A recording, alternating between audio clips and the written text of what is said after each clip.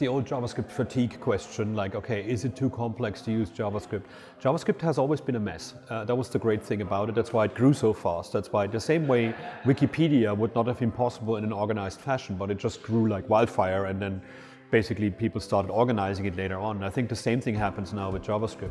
We always have these, I've been using JavaScript since it came out, and I was working with frameworks and doing like Ajaxian and these kind of blogs.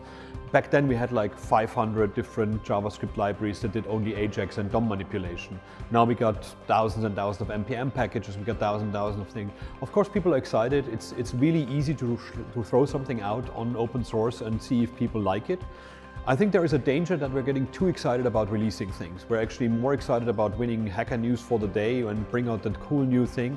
But most people don't realize just how much work it means maintaining a product like that. And that's not coding work, that's actually dealing with a pull request, that's dealing with community demands, that's dealing with companies and licensing and these kind of things. So throwing something out in JavaScript is easy in a JavaScript environment, but it's also, you should realize that people start relying on your products, and that way you need other people to grow your community around it. So if you're not ready for that, then probably maybe it's not the right thing to do. Maybe contributing to something bigger might be the better way of dealing with it. So I'm going to talk about this later on as well in the conference here, and I gave a talk about this, how to deal with that kind of overwhelming thing. And I mean, the main bit is like not to chase the hype. To realize like this is all very ephemeral and going away in a few hours at times. By the time like, oh, use this, and I get time to look at it, it's already the next blog post out, this is considered dangerous, don't use it. Like, okay, good thing I didn't waste any time on that. So I think it's ebbing down a bit though. Like it used to be like very, but we made so much fun of this short-livedness as the people in the community that sooner or later people realized like, yeah, maybe we just contribute to React or Vue and actually give a few ideas in there rather than building another competitor for that. It's kind of like years ago everybody wanted to be an entrepreneur, everybody wanted to make their own company. Everybody wanted to be the new Facebook, and now everybody wants to be the new React and new Vue. And I think the main thing I can tell people about is like, make sure you have a lot of time for it. Because just releasing the code is just the beginning. The rest of the work comes much, much later. And if you're a new JavaScript developer that looks into those things, look at something that something is being used for. Find the use cases for something, not like how clever it is. And then you realize like when larger companies start using it, that's maybe something that you can trust longer than for the next 2 weeks. Of course it's fun, and I hope our community never goes away from playing, but I think it's we kind of jumped the shark by getting from like releasing to calling it a product far too early right now. Everything has a logo and everything has a fuzzy animal as its icon by the time the code is being written. And not everything has to be a product. Something can be just a package that somebody else uses. I think the wonderful thing about Visual Studio Code when I got into it was basically Atom was the first one to do the same thing. First of all, it was written with web technologies. So you can mess around with the editor in any way you want. You can hack it yourself, and in a good way hacking. You can basically extend it yourself to your needs. You can customize it heavily to your needs. And that's something we never had before. In other tools, we're like, okay, the features were there and that's it. So you had no chance to extend it. Homesite had something similar in JScript back then, but that was the first one where basically like, okay, cool. The second thing it does is that it gives you the benefits of something like Visual Studio or Xcode without being so heavy. Like, I don't want to download 12 gig of IDE before I start writing 10 lines of JavaScript. That makes no sense to me. But Visual Studio Code is lightweight enough to actually give you the same functionality.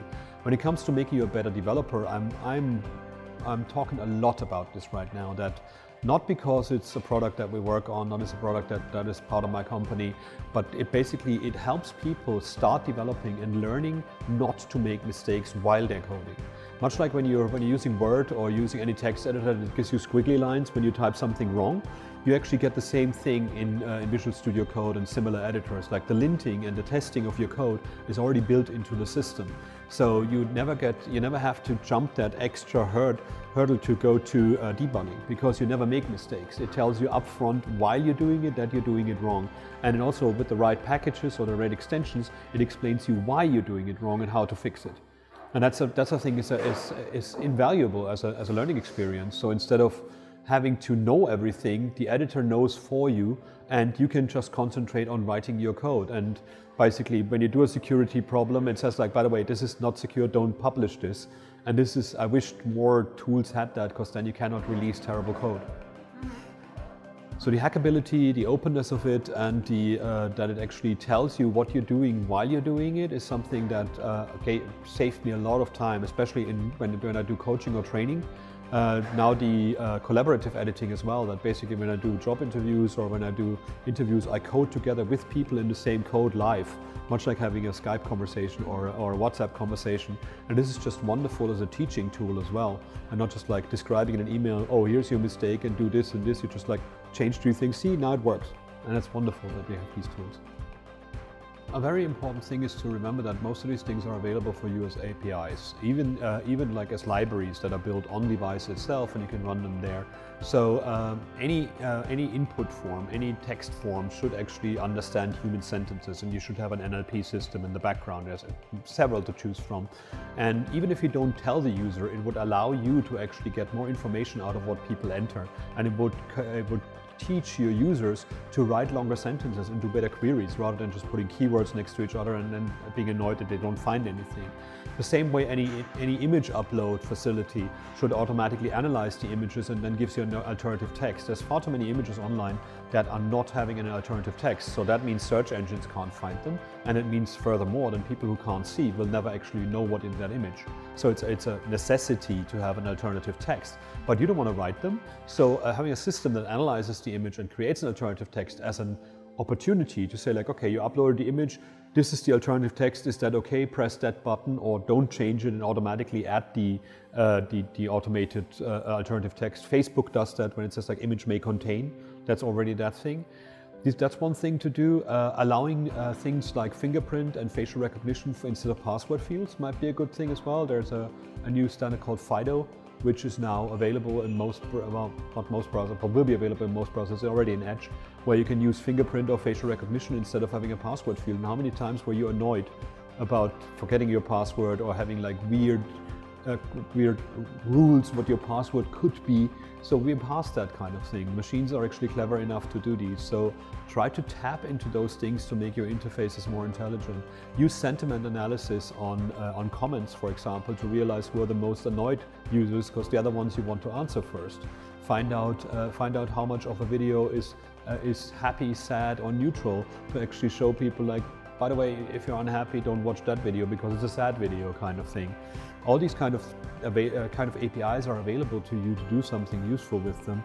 And I think preventing mistakes from happening for our users is a very wonderful thing. So basically, if they did a typo, don't tell them they made a typo and they're stupid. Just fix the typo in the background with an API and put that in the database, and you're happy. So not everybody needs to have a chat client. Not everybody needs to have a voice input.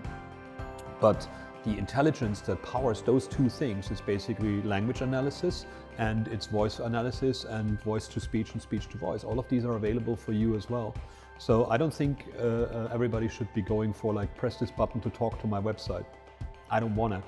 To a degree, this should be part of the operating system, not every website coding this thing in itself. So an input type speech is something we've been talking about for quite a while as well. But it's funny with everybody was talking about bots for such a long time, being like, "Ooh, that's the replacement for everything." And it is in China, where WeChat is the main thing to do everything, but also their internet is censored and very limited, so they didn't have the choice. So with us, it almost feel like, why would I use that bot when I can just click 3 buttons? So maybe it's a generational thing that we change that over the future. But I think making your interfaces more lenient with the end user and doing as much as possible that can be automated for the end user will make us much better human interfaces and also better quality data in your systems afterwards.